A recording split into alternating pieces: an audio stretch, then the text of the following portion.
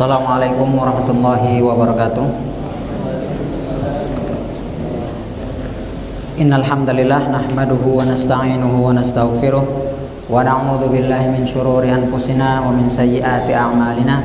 Man yahdihillahu fala mudhillalah wa man yudlil fala hadiyalah. Asyhadu an la ilaha illallah wahdahu la syarikalah wa asyhadu anna Muhammadan 'abduhu wa rasuluh. Amma ba'd. Jemaah salat zuhur yang dirahmati oleh Allah Azza wa Jalla. Alhamdulillah kita siang hari ini melanjutkan kajian kita Kitab Riyadhus Shalihin, masih di bab rasa takut. Kita masuk ke hadis 407. Wa an Abi Barzah Bara thumma Zaid Nadlah ibn Ubaid al-Aslami radhiyallahu anhu qala Rasulullah sallallahu alaihi wasallam la tazulu qadama 'abdin yaumal qiyamah hatta yus'ala an umurihi fima afnah wa an ilmihi fima fa'ala fi wa an malihi min aina iktasabah wa fima anfaqah wa an jismihi fima ablah. Rawahu Tirmidzi wa qala hadis hasan sahih.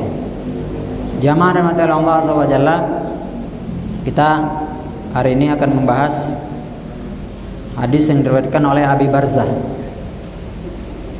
namanya Nadlah ibn Ubaid al-Aslami radhiyallahu anhu. Beliau berkata, Rasulullah SAW bersabda, kedua kaki hamba manusia tidak akan beranjak pada hari kiamat sampai dia ditanya. Di sini di beberapa riwayat disebutkan empat perkara. Di sini langsung disebutkan akan ditanya. Yang pertama, an umurihi fi ma'afnah. Kemudian yang kedua, wa an ilmihi fima fa'ala fi. Yang pertama, umurnya. Dia habiskan untuk apa umurnya. Yang kedua, ilmunya. Apakah dia gunakan? Dia gunakan untuk apa? Bermanfaat atau dia amalkan atau tidak? Sejauh mana dia mengamalkan ilmunya? Wa an malihi min aina iktasabah. Hartanya dari mana dia dapat? Wa fima anfaqah, kemana dia gunakan, dia belanjakan kemana, dan anggota badannya, tubuhnya untuk apa dia gunakan. Nah ini nanti kita pada hari kiamat, yaumul hisab, ketika dihisab ya, masing-masing bertemu dengan Allah Azza wa Jalla di hari pembalasan. Kita di sana dihisab, maka akan ditanya. Maka hadis ini merupakan sebuah peringatan bagi kita untuk menyiapkan diri. Ya, tentunya hadis ini sudah sering kita dengar. Ya, sering kita dengar. Maka tidak ada salahnya kita terus mengulang-ulang. Ya, terus mengulang-ulang, kita murojaah. Ya, bagaimana kita mentadabburi atau kita melaksanakan, mengaplikasikan kandungan dari hadis ini dalam keseharian kita. Dan kita ditanya tentang apa tadi yang pertama? Umur. Ya, umur kita. Nah, yang udah 18, 25, 30, 40, 45, 50, 60, 70. Nah, ini selama ini kita gunakan untuk apa? Apakah lebih banyak untuk ketaatan kepada Allah Azza wa Jalla, apa lebih banyak maksiatnya? Nah, ini kita bermuhasabah, akan ditanya. Karena kita tidak diciptakan Allah abas, tidak diciptakan begitu saja sia-sia, enggak. Kita akan ditanya nanti di hari kiamat. Ya, umur. Ya, maka Terkadang ada banyak manusia yang terkecoh atau sering kita dengar, masih muda, nikmati aja masa muda, nanti udah tua baru bertaubat. Ya siapa yang jamin dia hidup? Kan begitu. Iya, ketika ngomong bisa jadi detik setelahnya langsung dia wafat, ya kan? Nah, maka kita tidak tahu ajal kita kapan. Maka jangan remehkan amal soleh sedikit apapun, sekecil apapun. Ya, kita jangan remehkan sekecil apapun. Kemudian apakah kita yakin amal kita sudah diterima oleh Allah Azza wa Jalla? Apakah semua amal kita sudah ikhlas? Apakah sudah sesuai? Maka kita jangan menyepelekan. Ya, maka setiap ada kebaikan-kebaikan, ada peluang-peluang ibadah itu, maka mari kita lakukan. Ya, alhamdulillah kita di markas ya untuk sholat, alhamdulillah ada bisa di saf pertama, saf kedua. Nah, jangan sepele. Ngapain saf pertama, kedua? Insya Allah saf belakang juga udah dapat pahala. Ya, jangan sepele, ya kan? Saf pertama insya Allah dapat pahala. Saf kedua tentunya saf pertama lebih baik daripada saf kedua. Begitu juga seperti yang pernah kita sebutkan, misalnya apa aja kita lihat, misalnya ada melakukan kebaikan. Ya, misalnya Kang Ibnu tuh ada kotoran misalnya di karpet, ambil gitu kan. Nah, insya Allah dapat pahala. Nah, gitu. Sekecil apapun. Misalnya juga kita punya waktu untuk berdoa. Nah, kita berdoa. Nah, kita kan orang yang sangat membutuhkan pertolongan dari Allah Azza wa Jalla. Kenapa? Karena ya kita pastinya semua manusia banyak dosanya. Yang kedua, belum tentu amal soleh kita diterima oleh Allah Azza wa Jalla. Lalu apa yang kita sombongkan sehingga kita kurang rajin? Kita tidak mau menggerakkan badan kita untuk yang mungkin dianggap oleh sebagian orang sepele, atau mungkin dianggap menghabiskan waktu. Sekarang masih enak nyantai-nyantai dulu. Maka ini kita akan ditanya nanti.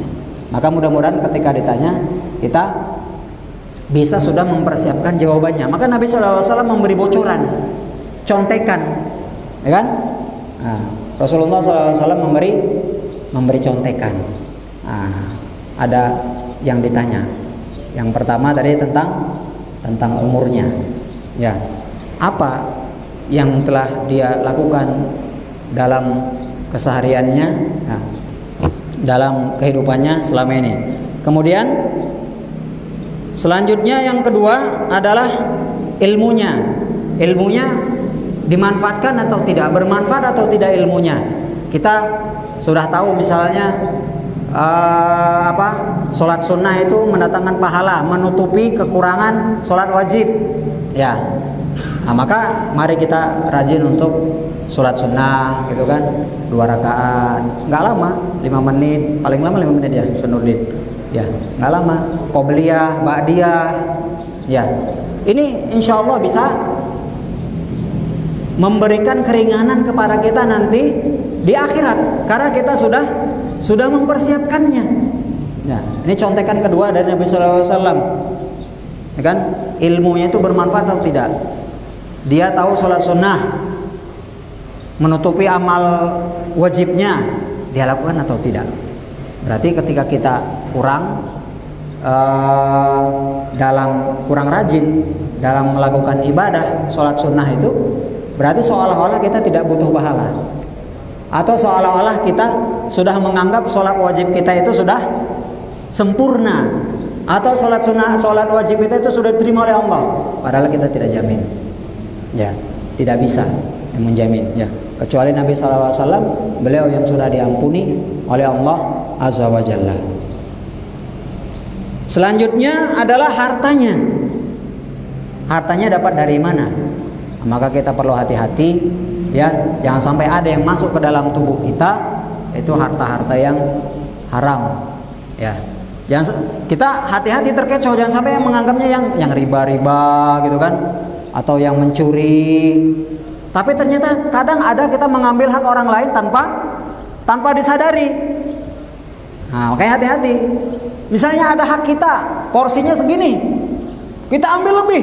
Wah, bahaya itu.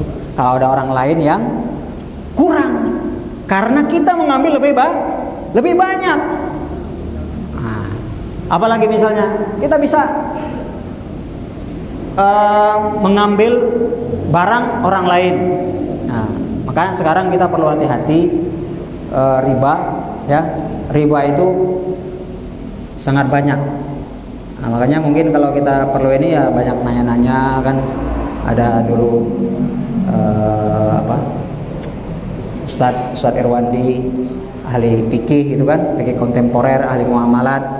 Maka kita mungkin banyak-banyak bertanya kalau ragu. Maka kita hati-hati di HP kita nih, mungkin ada GoPay dan yang lainnya. Kita mau beli tiket aja, mau beli apa, di situ ada cicilan, ada ini, ada itu, semuanya. Ya kan? Nah, kita hati-hati. Dapat uang dari mana, kemudian kita gunakan untuk apa? Apakah kita dapat dari riba, kita gunakan lagi dari riba. Kemudian apakah kita pinjol misalnya kan? Ini ngeri banget sekarang, zaman sekarang kan. Godaan untuk kita itu Masya Allah. Ya, makanya kita perlu banyak amal. Kenapa? Godaan untuk menarik kita ke neraka itu begitu banyak, ya kan? Banyak sekali lah pokoknya yang kalau kita lihat di aplikasi-aplikasi untuk pembayaran itu ada ini itu kan. Nah, itu di sana ada beberapa yang dengan faktor ribanya. Nah, maka kita perlu hati-hati. Tetapi sekali lagi kita sampaikan, kita jangan sampai teledor. Kita fokus sama yang mungkin tadi yang sudah jelas mencuri atau riba dan yang lainnya, tapi kita terluput dari hal-hal yang seolah-olah sepele, ternyata itu juga kita mengambil tanpa hak. Nah, itu sangat berbahaya. Itu ya. Jadi harta kita dapat dari mana, kemudian kita gunakan untuk apa? Jangan sampai untuk maksiat, ya.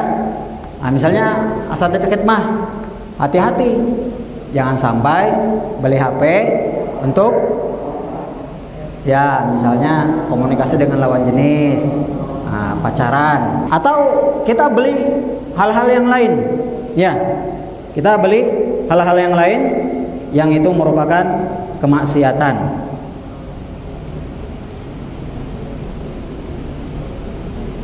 Selanjutnya, yang terakhir adalah anggota badannya dia gunakan untuk apa? Ya, kan dalam hadis yang lain tuh kita ada hadis menjaga kesehatan sebelum sakit, muda sebelum tua, itu kan. Maka mari kita gunakan anggota tubuh kita ketika masih sehat untuk beribadah, gitu kan. Bukan untuk melakukan maksiatan. Kita masih muda sebelum kita di masa tua. Kita ada waktu senggang, jangan sampai kita lalai. Ya, lalai. Seperti kita sampaikan tadi, zaman sekarang banyak sekali godaan kita. Apa? Jangan sampai main game online. Karena ini bukan hanya kena ke orang-orang umum. Yang orang pesantren pun suka main game online. Makanya perlu kita wanti-wanti, harus kita sering-sering ingatkan. Kenapa? Begitu banyak orang yang terkena. Mudah-mudahan di Al-Basam tidak ada lagi. Ya, tidak ada lagi. Ya, yang bermain game online. Ya. Kalau ada yang ketawa nanti dipotong sama Pak Dedi. Jangan Pak Dedi. Pak Dedi nggak bisa motong sekarang. Ya, baik. Ini asatidz sekalian, faedah yang bisa kita ambil hanya mengingatkan saja. Tentunya semua ana rasa semuanya sudah tahu. Ini hanya minbab kita murojaah, kita saling mengingatkan satu sama lain, karena pastinya kita semua banyak dosa. Ya, tidak ada orang yang tidak punya dosa. Makanya kita perlu saling mengingatkan saudara kita, ya, supaya kita bisa masuk surga bersama-sama. Jangan kita cuek. Ada orang lain yang tidak sesuai dengan syariat, kita diam. Ya, teman kantor kita berleha-leha misalnya, udah azan masih ngobrol atau masih sibuk dengan laptopnya, padahal bukan hal yang darurat misalnya. Ingatkan, ya, ingatkan. Itu bukti kepedulian kita. Ya, Mudah-mudahan dengan kita peduli dengan teman kita itu, itulah salah satu cara kita Allah memasukkan kita ke dalam surganya. Ya, masuk bersama dalam surga. Maka apa yang disampaikan oleh sahabat Nabi SAW di sini adalah hasibu anfusakum qabla an tuhasabu. Mari kita bermuhasabah sebelum kita dihisab. Nah, ini hisabnya. Ya, kita introspeksi diri. Allah mengatakan ya ayyuhalladzina amanu wal tanzur nafsum ma qaddamat lighad. Apa yang kau siapkan pada hari kiamat nanti? Maka kita perlu hisab dari sejak bangun tidur sampai kita mau tidur lagi. Itu kan? Kita bangun tidur, ketika kita refleksi malam sana, dari bangun tidur mungkin kita udah ada suzon, udah ada kita misalnya jahil. Sebelum ini tadi misalnya, ada kita misalnya mukul orang. Terus kita misalnya ada hati-hati misalnya terlambat masuk kelas. Itu kan mengambil hak santri itu. Nah, itu kita evaluasi juga. Itu dosa juga ya. Nah, terus kita banyak kan mungkin gibah, ngumpul-ngumpul. Kemudian seperti yang sampaikan Ustaz Ali kemarin, ngumpulnya ngumpul online di grup. Di grup itu ketawa ke sana ke sini. Ada yang tukang lucu. Hati-hati, pelawak itu lebih rentan untuk ditariknya ke ya gitulah. Ya, hati-hati ya. Kenapa? Karena sering ketawa atau membuat orang lain ketawa bertentangan dengan hadis Nabi. Tapi tidak menutup kemungkinan kita harus serius terus, kan nggak ada tertawanya, nggak, maksudnya berlebihan seperti yang sudah disyarah oleh Ustaz Ali. Banyak sekali ya di grup-grup itu kita, apalagi kita hati-hati ya. Misalnya sekarang pakai stiker-stiker gambar orang, terus ada gambar orang-orang yang kurang bagus, laki-laki kurang ganteng, kurang jelek gitu kan, terus macam-macam gitu kan. Itu kan jadi bahan tertawaan. Kita tertawa kenapa? Mungkin karena jelek kan? Berarti secara tidak langsung kita tertawa karena ciptaan Allah. Hati-hati. Jangan sepele hal kecil. Justru itu kita yang akan dihisab. Ya. Justru itu hal itu yang kita akan kecil. Ternyata itu besar terus. Karena kita alhamdulillah, kita di sini alhamdulillah kita harus tahu mencuri nggak boleh, kan mukul nggak boleh, mencuri nggak boleh, zina nggak boleh, gibah nggak boleh, gibah. Tapi kadang-kadang terjadi juga kan gitu. Karena paling susah gibah itu kan. Namimah. Tapi hal-hal yang kecil ini yang perlu kita hati-hati.